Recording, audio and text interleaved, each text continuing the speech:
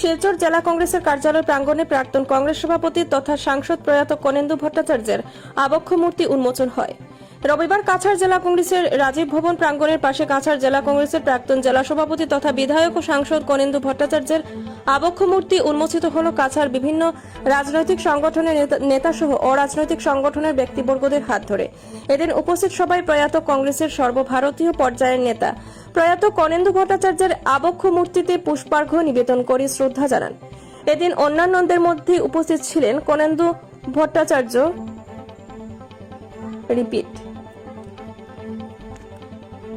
এরপর প্রয়াত কনেন্দু ভট্টাচার্যের আবক্ষ মূর্তি উন্মোচনকে কেন্দ্র করে এক আলোচনা সভার আয়োজন করা হয় রাজীব ভবনে।